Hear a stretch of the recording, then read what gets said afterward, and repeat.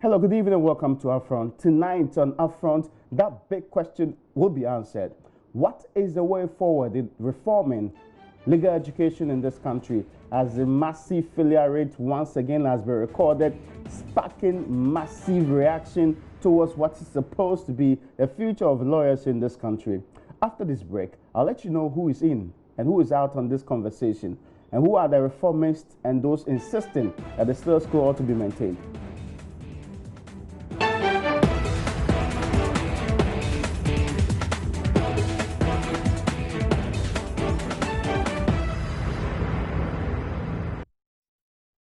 You're welcome back. This is UPfront. My name is Raymond Aqua. Now, a couple of days ago, only 7% of the entire student population that actually sat the examination to go to the Ghana School of Law, not to become final lawyers actually, to get it to the stage where they get to be finally trained to be lawyers, passed. That particular pass rate caused another form of outrage. And this particular outrage was influenced by the thinking that we are failing to reform a system and using rather obnoxious means in deciding who gets to be a lawyer and who doesn't get to be a lawyer. And that in the 21st century, a lot of things have changed. The only thing not changing now is the system required to train and recruit lawyers. That system is being tested. Now, there are those even in Parliament who are insisting on reforms. There are those on the other side, predominantly, who support the Ghana Legal Council and the General Legal Council's position that we need to use a strenuous, strict system in making sure that just like the medical profession, the right people are trained to become lawyers. First, let me go to the phone line and speak to somebody who perhaps has a better understanding on how we got to where we are today. Kweku Ansah is actually a former director of the Ghana School of Law, where only 7% of the people got a chance to enter. You're welcome, sir, to UPfront. Well, I'm told I lost him on the line there. I should be able to raise him back and get that conversation going. In studio is one of the agents, if you like, or one of the advocates for reform, and he's a member of Parliament. He's a ranking member on the Constitutional, Legal, and Parliamentary Affairs Committee of Parliament. The Honorable Ladies of saying you're welcome. Thank you. I recently got to know that you're also called Bistav. Yes, that's part of my name. I see. It is a AB said it. Okay. The B is Bistav. Okay, wonderful. Now, exactly what is the case that we should open the doors, let any Tom, Dick, and Harry who wants to get legal education go through the process? Is that what your claim for reform is? As a reformist, the entire system of training lawyers must be looked at. I've heard people argue, and I've heard it in your studio, that we shouldn't allow every Tom, Dick, and Harry to enter the legal profession. Reforming the legal profession or the provision of legal education will include even those who enter at a lower level. It means that the General Legal Council, as a regulator, should be satisfied that an institution has the requisite faculty, facilities, to be able, an environment, a conducive environment, to be able to offer law as a course. I see. I mean, I'm not talking about reform, and many of us are not talking about reform just at the top level. We will still have a problem. Reform means looking at the various stages that a person passes through to become a lawyer, and reforming same consistent with modern trends. I'll come to you to define these modern trends because it looks like that's a sticky point in this conversation. But let me go back to the phone lines because I'm told I'm lucky enough to have Kweku Ansah, who is a former director of the Ghana School of Law, and of course, he owns that particular institution, Mount Crest University. That's training lawyers anyway. Now, you're welcome, sir, to UPfront.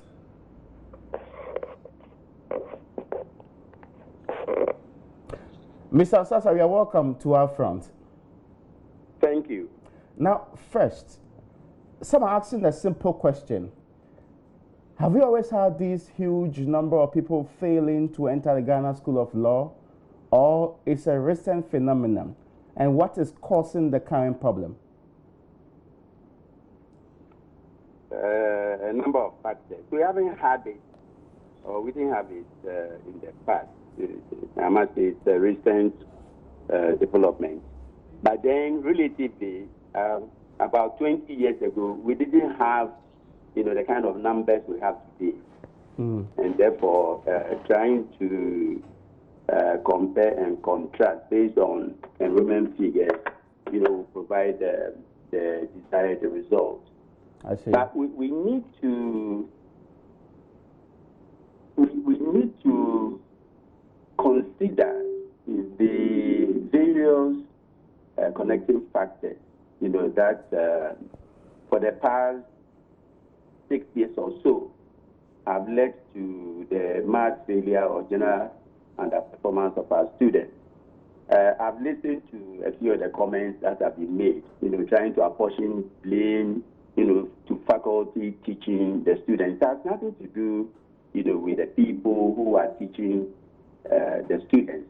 I think that the problem has been created. It is an artificial problem created by the General Legal Council. I think the time has come to question the caliber of the examiners. Last year, we discussed this issue, and I made the point that because we don't know who are responsible for setting and marking the questions, the blame game will be played over and over and over and over again. Until we know those who are marking, we can't say it is the fault of the students or it is the fault, of the examiners. But I am beginning to think that the General Legal Council has something to hide.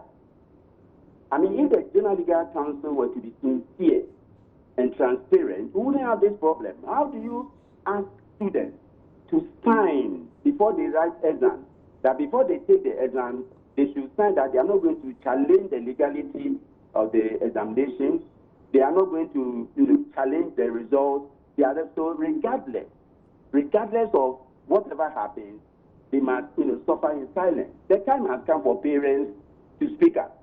They should not stand up, challenge the corridors of power. That what is going on in this country must come to an end. There must be an end to this shameful national disgrace. You can't say that students are done, that when over 1,800 students take examination, only 128 are competent.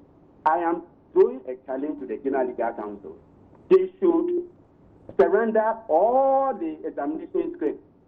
Let independent-minded people re-examine the same script, and you see that even among those so-called 128 who are passed, quite a number of them will fail. And those who are failed, a substantial number of them will pass. That is why the General Legal Council, over the years, has insisted that nobody should question, the modern manner of the examination. I think it is wrong. It is the wrong approach. No. When I was director of the school, we didn't have this. I'm not a superhuman, and the current director is not, my opposite.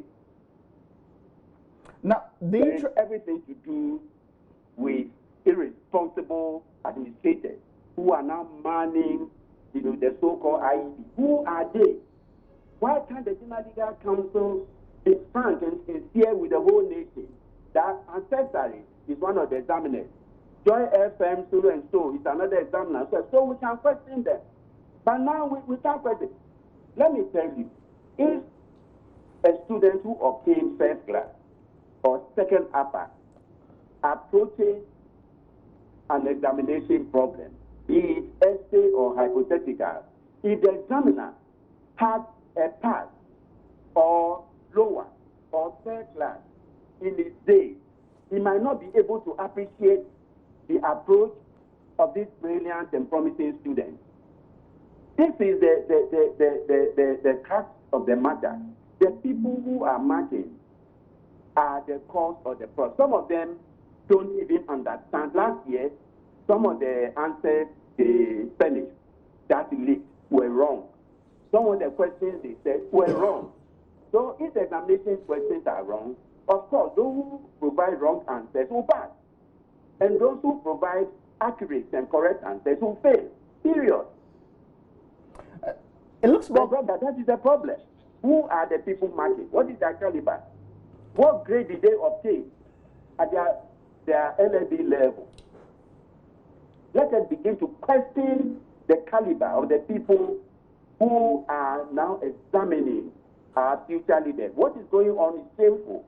The message we are sending out to the whole world is that we are beginning to grow and produce the next generation of lawyers and judges who are mediocre.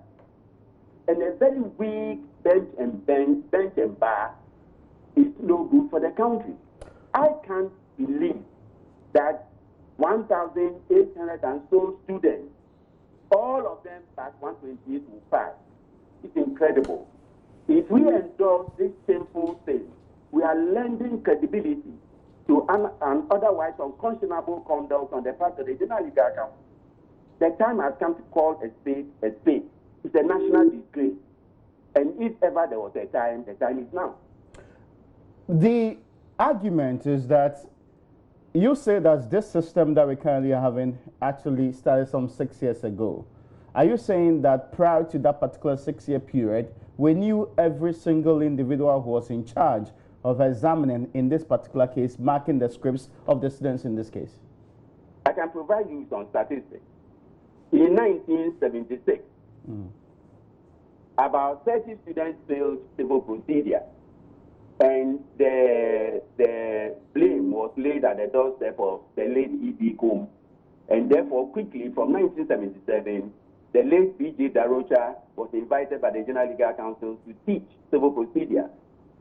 In 1983, family law, then being taught by the late E.S. Edu, there was a general underperformance.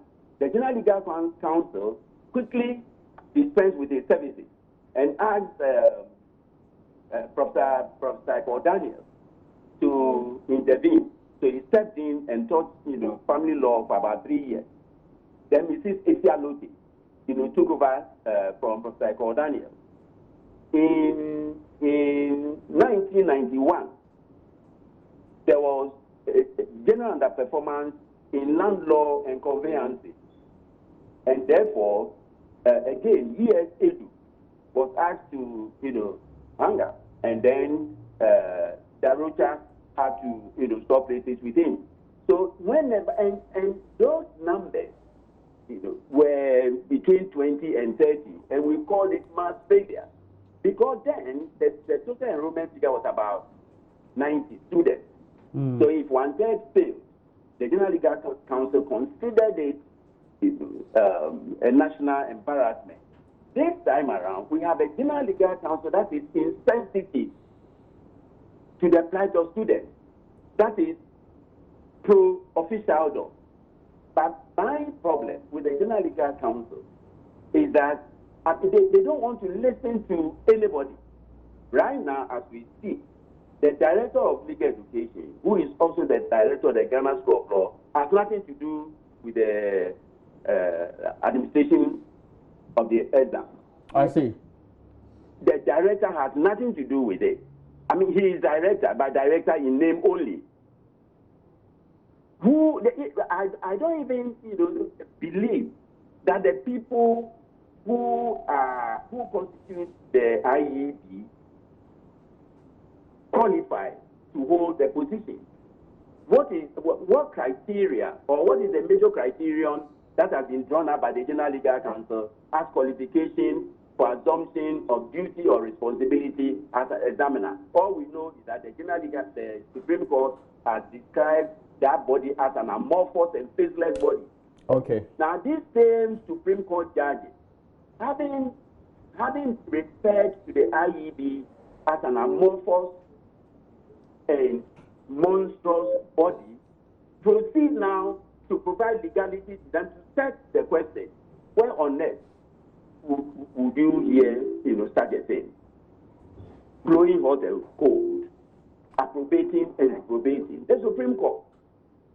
Now I challenge the General Legal Council. You let anybody, including the Attorney General, take this matter up, in the court. The person will lose the case. Why? The General Legal Council is chaired by the Honorable Chief Justice, the Lord Chief Justice. The Lord Chief Justice will select the judge. And the judge, will be told what to do, and therefore you lose the case in advance. Therefore, the students who attempt to challenge the legality of what is going on will have a stillborn baby, stillborn action on their hands. So what I would say as a solution is that parents should now demand answers, questions and answers from the General Legal Council.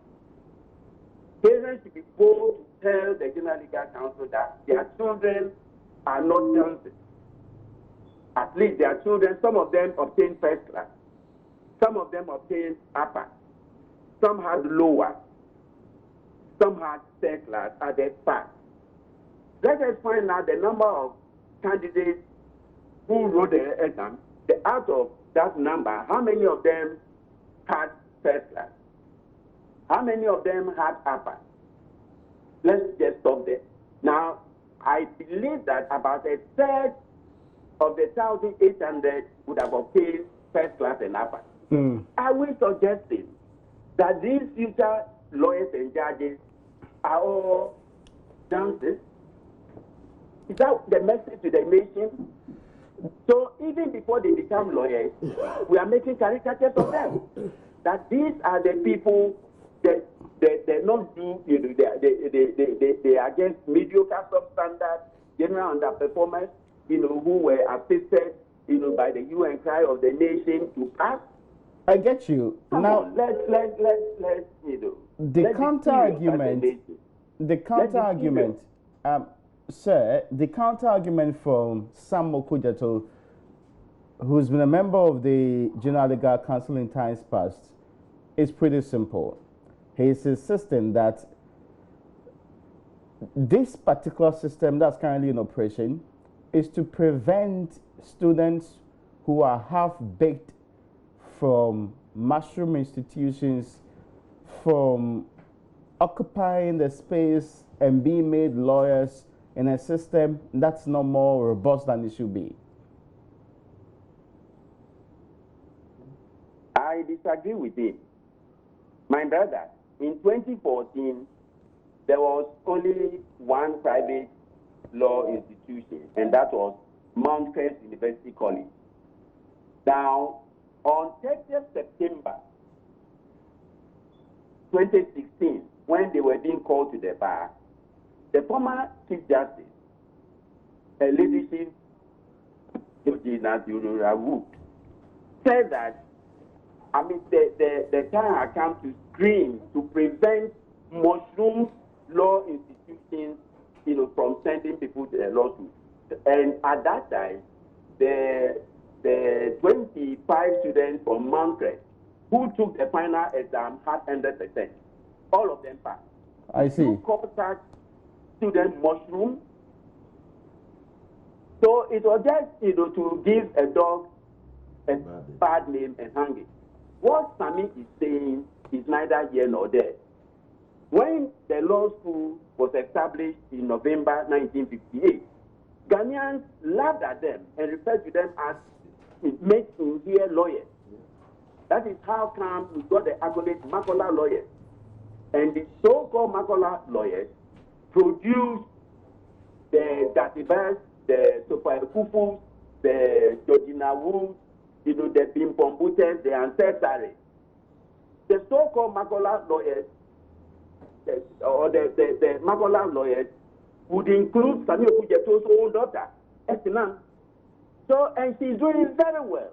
So don't let us, just be personal and personalize it if you don't like ancestry. And therefore, his institution is a mushroom institution. I am not going, to comment on those. I'm beyond that. The point is that we should be serious as a nation. If 1958, we derided the establishment of our laws, who says that, come 2030, we are not going to deride, another school set up, even by the government. So let's put that argument aside. The point we have to make is that there is a body that is not competently handling the matter entrusted to it. And I've said it since 2000, 2016 scrapped the General Legal Council. I guess we can leave it off here. Established a National Council of Legal Education, whose composition would include the deans of the law faculties, the legal educated, people who are knowledgeable about legal education. Don't put judges and lawyers whose plate is already full. Their menu is full. They have, next to, they don't know anything about legal education. You put them there to administer legal education. Just imagine putting a law teacher, as a barrister in the courtroom or advocate. You go to the courtroom, count the number of law professors who practice. They won't do well. My brother, they will not do well. Their constituency is the lecture hall. That is why they don't go to court. If you want good lawyers and good judges are those who have third class, pass, maybe lower. They are the people, who, when they go into the profession and are professing the law, come out with flying colors. First class candidates, upper candidates, they do well as law teachers. Simple. We have to buy this, and therefore, as far as I'm concerned, if a first class student fails the entrance exam, I am not surprised. I keep reminding my students I'm not surprised. But I'm not suggesting by any means that therefore all of them must fail the law exam. That's not it. What my argument is, let us find the real canker. And I'm most grateful to you for your time today, and I'm sure we could go on with this particular conversation a while longer, but thank you so much for joining us. And Kwaku Ansah is currently in charge of Mancrest University, which is actually training lawyers, which are students who participated in this particular exam. And for some long time, he was the director of the Ghana School of Law. That particular institution is what almost 93% of students who applied to, who wanted to have professional legal education, could not attain same because they just failed the examination. Now, let me come in studio, Honorable. That extension has been made very clear that something happened some 6 years or so ago, and that is causing a lot of trouble. How do we bridge the gap between those who believe that we cannot have mushroom institutions just pouring in more lawyers and letting them just go through and becoming lawyers by the end of the day, and on the other side, the quest to make sure that we have at least some qualified? Again, it's instructive. It says that those days, if students failed, some people who were in charge of either the teaching or the examination were held responsible.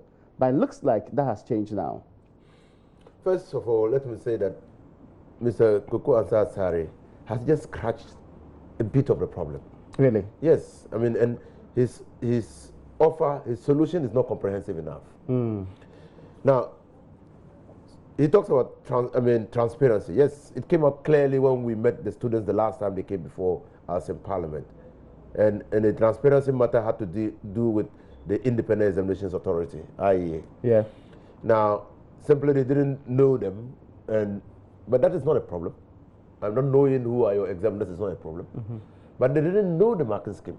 Okay. And so they could not independently assess themselves whether they had done well by the marking scheme. Whether they genuinely failed or even passed anyway. Yeah, so they couldn't. So that was the issue of transparency. Now, the Supreme Court yes said that so in the year that they took the Supreme Court to court, and it was Kwaku Ansah who took the matter to the Supreme Court held that that body was unlawful because it was not founded, it didn't drive from the parent act of the legislation. They have subsequently come to Parliament to amend the regulations. Was it done? Yes, it was done. So it is not lawful. So that approach is just one side of the problem. Now, let's roll back. In 1958, Nkrumah decided that it was time to train our own lawyers. Okay. Those lawyers who were trained overseas, and particularly in the UK, derided the idea. They thought that we were going to train mushroom lawyers. But he just demonstrated. That really. The crux of our legal system today. The cream de la cream of the lawyer or the legal society, system today is we're trained by the law school. Now, so Nkrumah had a vision, and that was realized. Now, Nkrumah responded to the need to train our own lawyers. So he established a law school. At that time, the source of providing the feed for the law school was the University of Ghana. No, I see. Yes, it was the University of Ghana. And so he's right. The first batch of students who were called to the bar from the Ghana Law School were 9. In 1963, were 9 students. Now, the number grew up to about 60 when I was there. 40 for LLB, 20 BA Law. Okay. And law school still had room. Facilities were still available.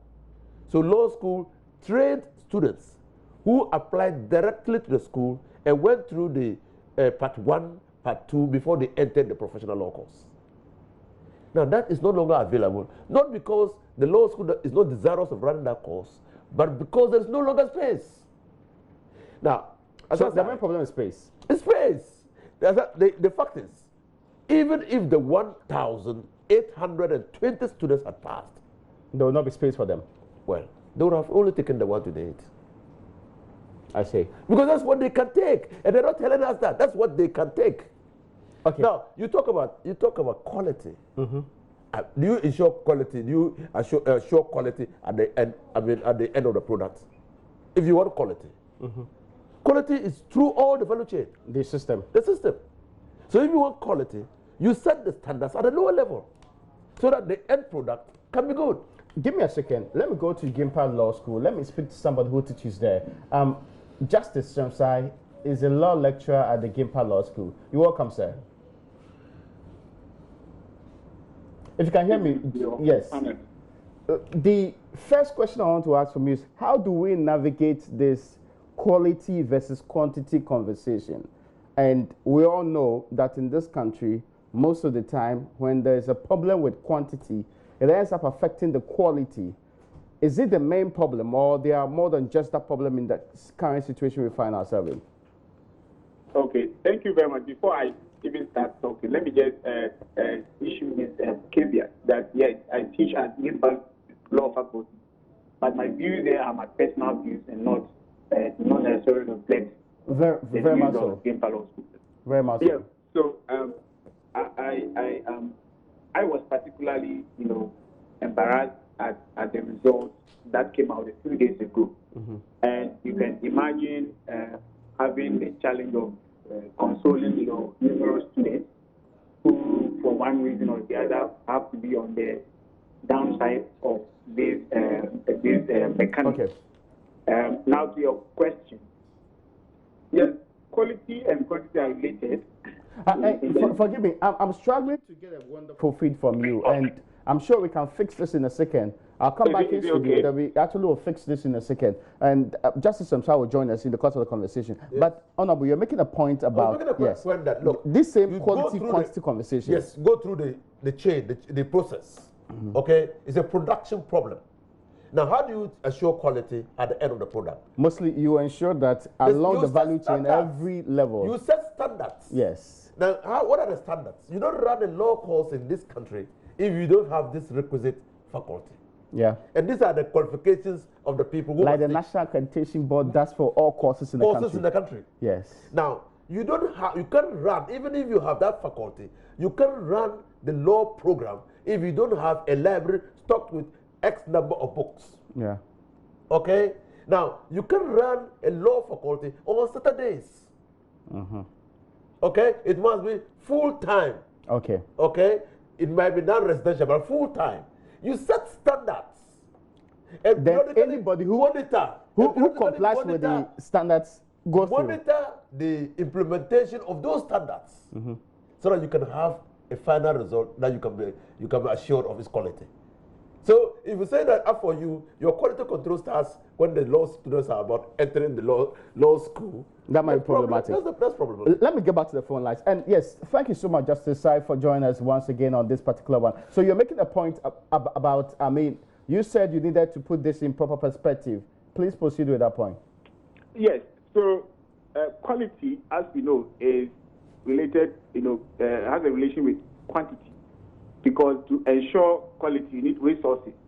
And if the product or what you want to produce outnumber your resources or your facilities, definitely then the quality will reduce. So any mention of quantity also should include a view on quality.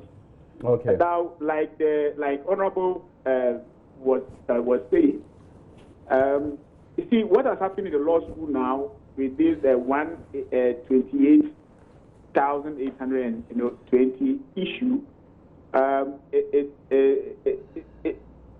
It's not just in the law school.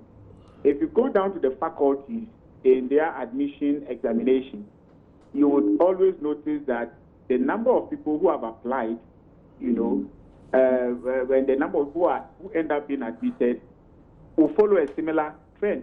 I remember Legon, 2,000 people may apply in a year, and Legon may end up admitting just 100. And then if you go to KNUST and other places, the margin will almost be the same. If you come to GIMPA, you always have huge numbers of people applying, then the selection ends up. So if you watch, it's across the board. I think one of the first things we should look at is transparency of the process. And this is not just about law school. It's also, and I'm talking about the faculty, and I'm drawing inspiration from the fact that quality should not just be at the end point. It should run through the system, just as Honorable has said. And if you also want transparency in the admission process, it should start from the admission process, not just in the law school, but also in the faculties. For example, how many people, look at all the faculties that, carry out admissions for LLB students through exams and interviews. How many of them can you actually, do they have processes for challenging those results? They don't. And I don't know any faculty where people are able to challenge admission, processes. It's not available. And so the point I'm trying to make here is that we need to not just focus on the Makola situation, because the Makola situation appears to be, the tail end of it. And if we don't look back throughout the entire system, we will end up, solving just the surface of the problem, and the bigger issues will be there. Now, to ensure quality legal education, there are certain things that you cannot ignore. One, quality of teachers.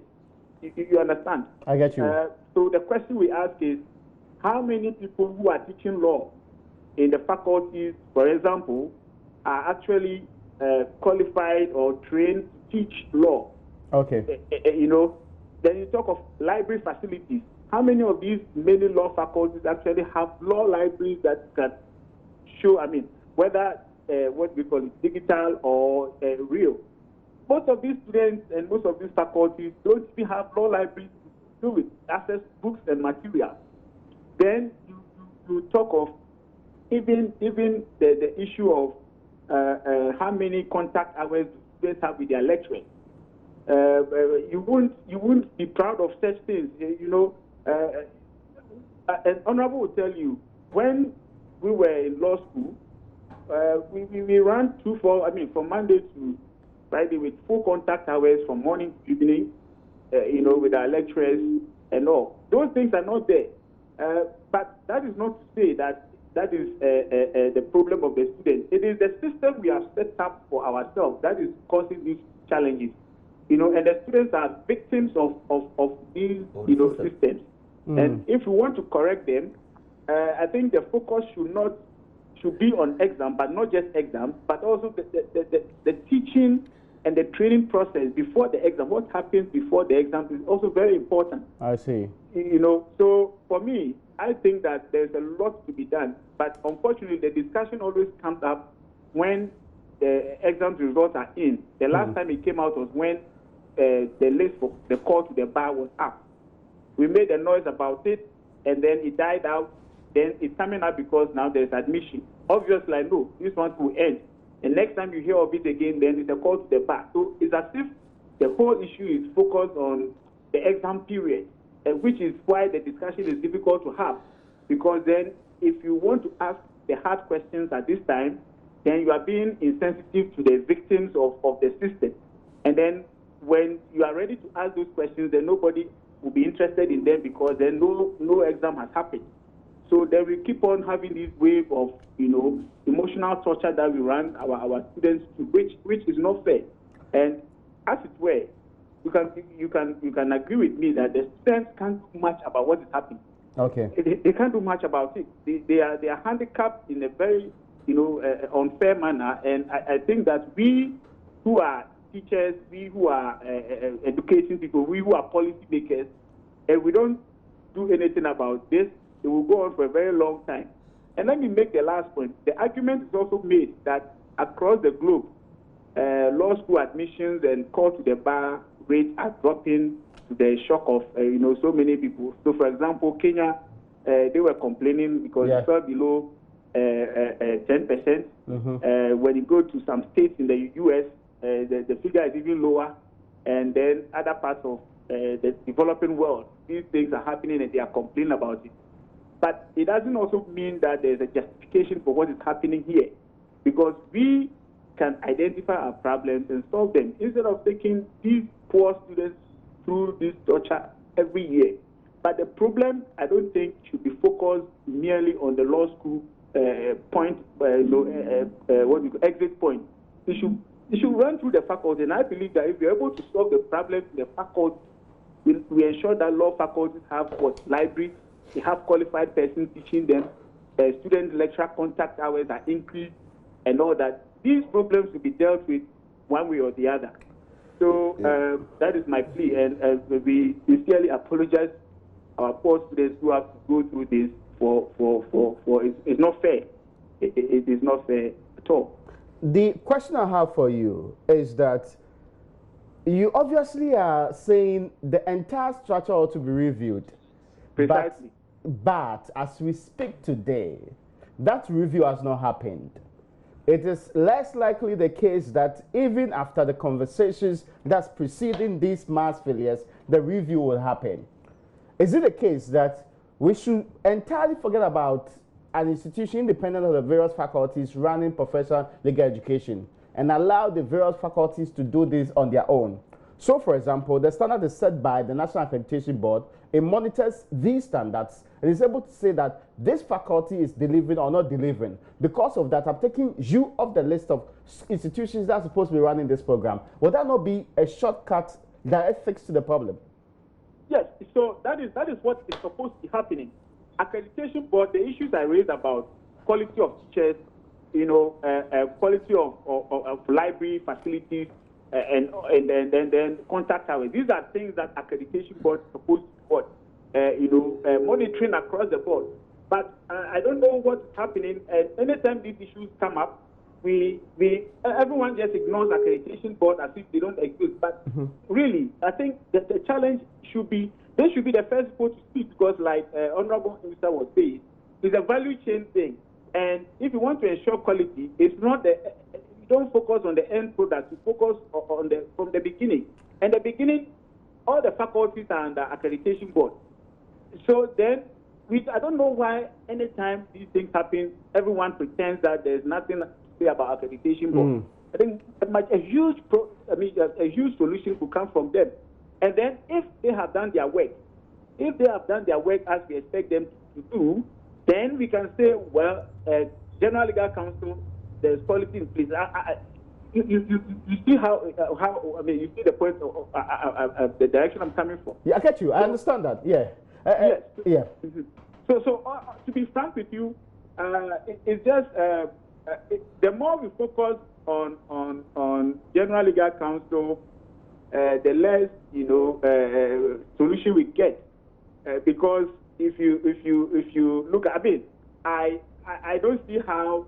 Yes, I am not happy that someone I have trained, for 3 years, for 2 years, cannot pass an exam and to score this low to the extent that the person cannot get half of the mark. But I am disappointed in that, and I'm sad about that. It worries me.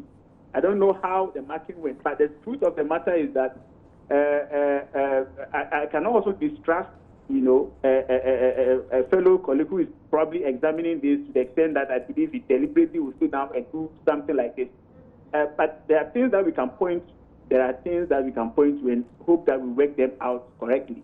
those things I have mentioned, accreditation board should look at them. I get you. And then we can see, because I mean, the way that, you see, the nature of the problem is that you cannot have a quick fix to it. And you cannot just hope that you press one button and there's solution. Okay. We need to look at all the other buttons and then press them accordingly.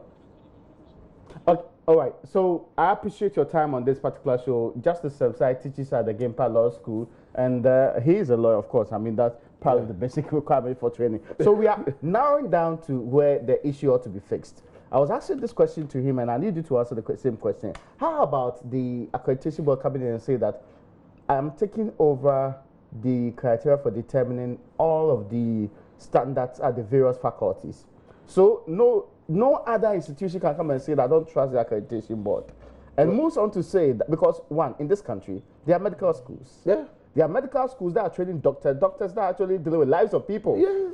You do not say that just because a medical school was set up 10 or 15 or 20 years ago. Or set up in Tamale or in Kumasi. It's a mushroom institution. No. You believe that the standards are in such a way that everybody who goes through that process will automatically come out as a person qualified, and requisite training is given and to the person. you have the medical and dental council regulating the practice. Brilliant. So why is it not the case with the law education too? Rainbow is simple. Rational thinking requires that when you record these huge numbers of failure, you do what?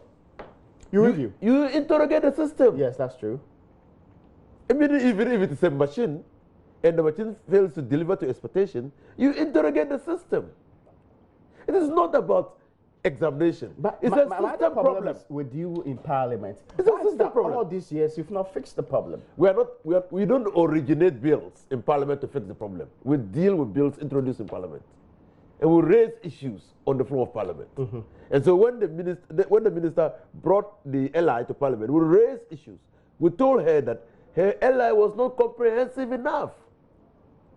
And look, it's a system problem. That's why we have a systematic failure happening every year. But why should we? And again, sometimes this is not confusing. about. It is not about education even. is for the people, right? Look, Raymond, it's not even about lawyers.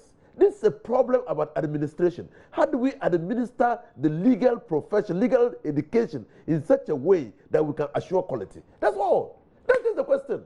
Without mass failures. Without mass failures. That's just the question. It's not about somebody look, so you want lawyers to be trained who can deliver service to meet the expectation of clients. And you don't want lawyers in the system to be dealing or representing their clients poorly. So as a general legal counsel or National Council for Legal Education, as SARA calls it, as a regulator, it is a duty imposed on you by your establishment to ensure that lawyers, when they come out, will be able to represent their clients and represent them effectively. So that is your focus. And you are saying that having a stringent measure where only 128 get to pass is not one of them? What? It's not one of them if the system is transparent, foolproof, and all the indicators have been complied with. Then you will know that probably something is wrong somewhere. So let's go back and look at, because you see, as I just told you, that when they were at the law school, anytime they recorded a failure, they thought that it was a problem of the lecturer. In short, that was what he was saying. So they changed the lecturer. That was how they dealt with the problem. Okay. I'm saying that problem was a 1975-76 problem. Today, this problem is not a lecturer's problem, or might be a lecturer's problem. But even if you bring the professors from wherever to lecture at the law school, some will still fail. Okay? Now, because they are coming from different universities and educational institutions. That's true. You can't guarantee. But sorry, don't they have the same curriculum? I tell you, they have the same content? At the law faculty, yes, we had the law reports, and we also had the abridged versions. Yeah. There were students who specialized in passing examinations by reading the abridged versions. Okay, they definitely will not understand the law as somebody who has taken the pains to read the reports. Okay, so when they pass and they specialize in passing the examination, they pass into law school. At the end of the professional training, some of them will fail. because they might not be exposed to the same environment that they are used to at the faculty. That's why you need standards. That's why you need standards. Okay, so that's an interesting part. Okay, You see, I get you. And I say that, look, my brother. But, forgive me, are you saying that currently the various faculties are teaching different things? I'm saying that the various faculties do not have the requisite facilities. Some of them are teaching with handouts. Really? Yes. And then you. But you can't blame the Ghana that, School of Law for this kind of problem. But I can blame the Ghana School of Law. Really? But because the Ghana School of Law has given the institution a quota. Oh, I see. So you have a quota. So the quota disregards the way they have been trained. Therefore, from JIMPA, we are taking 100 or 50. So 50 students from JIMPA will go into the faculty of the Ghana Law School. They have given them a quota. Quota. I mean, they said they're going to introduce the quota system. I don't know whether that has also influenced them. So let me be clear. So yes. JIMPA produces 400 students or more. And so we'll take 50. And no matter what, 50 has to be taken. 50. But that doesn't make sense. What? How about all the 400 pass? The absurdity of the system is that how did even the 50 that you're taking, how were they trained? It's not about the same. Have you gone to Moncres to see their library? Should it be the job? Have the requisite number of books? But should it be the job of the General Legal Council, or it should be the job of the accreditation board to do that? For me, there should be a regulator who ensures quality control at all levels. It's not the accreditation. I'm saying that there should be a regulator, and that regulator must ensure compliance with standards. Okay, but for example, the University of Ghana has virtually everybody who's supposed to be teaching there, as of the last 5 or so years, is supposed to have a PhD. That's what the new standards they brought in. Yes. There. So, as for standards, you can see that they have high of them. Oh, but some and the students best from the library school also failed. They also failed. They also failed. So when you had automatic entry into the Faculty of Law, and you had students who got third class, they passed. Really? And it's true. Some of them are very successful. In any case, we are running a liberal economy. Why don't you allow the market to determine who's a good or a bad lawyer? Why? Why do you put entry barriers? Entry barriers are counterproductive. Noble profession. What noble profession? That's why we're still wearing wigs. When even our colonial masters have jettisoned wigs and gowns. That's why. Because we still think that I'm a lawyer, innocent of saying that they add lawyer to my name. And so you can walk, you can walk through the high. That's an interesting development. That's just all. Now, going forward, fixing this problem permanently, what should we do specifically? Which institutions? Are you saying we should scrap that particular General Legal Council too? Raymond, first of all, in this country, there are 2 models that we can learn from. Existing models. Existing models. One, the Ghana Medical School. You just mentioned it. Yeah. Assuming that all those who are being trained in other institutions, University of Science and Technology, University for Development Studies, were to congregate at Kolebu. Yeah. To say that is where the Ghana Medical School is, and you have to write entry. We would have had this problem that we are having. We would have had it. And to be fair, this train of doctors actually. Yes. Now, and all assuming that the Institute of Chartered Accountants had said that, oh, you can do all the courses, and then when you finish, we will set examinations before you go into to do the professional 1, professional 2. We will have this problem. So that barrier is the problem. There's a problem. And that barrier, if we are able to remove that barrier, we just go down. You just integrate backwards. You see, and ensure that what you want as a finished product is guaranteed. In any case, half of the training that you want the person to have is already received ahead of that particular final training. Well, that's the question. What is the training? What is the quality of the training? So when you assume that somebody has been taught contract law, what is the quality of that training? And because we are not monitoring that quality, we are having the results. I understand sale of goods as the essential ingredients of a sale of goods was one of the questions. Meanwhile, people failed. And you're supposed to do it as part of your commercial law class. I see. And so they clearly are difficulties. I just think that we are still steeped in the colonial past. impervious to change and reform. And this matter will not be resolved by somebody going to court because we tried tested. Well, the court has already resolved the matter. The court declared the Independent Examinations Authority illegal, consequent upon the action brought by Kweku Azar. And it was illegalized. And then there was an ex facto rationalization of the Independent Examination Authority. But you in Parliament yes. approved it. Yeah, because we were told that we needed to do that to be able to allow the law school to run. If not, they were going to be in the problem. Sorry, you in Parliament and many of you were very vociferous on this matter. You are the Constitutional, Legal and Parliamentary Committee of Parliament. Yes. I heard the conversations prior to that. Yes. But yet the same Parliament approved yes, this defective system to run, which was running illegally, to now run legally. Yes, you had the conversations. In fact, before the votes were taken, yes, you could have bet your last dollar that we were going to reject the amendments that were brought to the LI. Why? But Parliament thrives on compromise and consensus.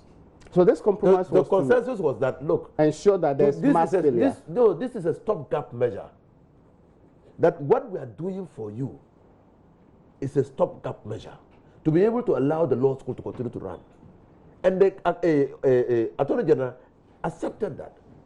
And that the compromise was that, okay, for this to continue to run, for the time being, we pass it, and you bring the comprehensive legislation. And Joy FM held a conference at yes. And she said they were working on it. And up to today, there's no comprehensive legislation. So would it be right for the people who say that Parliament equally failed these teaming students who were banking on you, including some from your constituency? Well, they will hope that they will surely make it when you have actually made the right decisions. And here we are today. We will make the right decisions if we compel government to bring the comprehensive reform, legislation on reform. If not we done will so, pass right? it.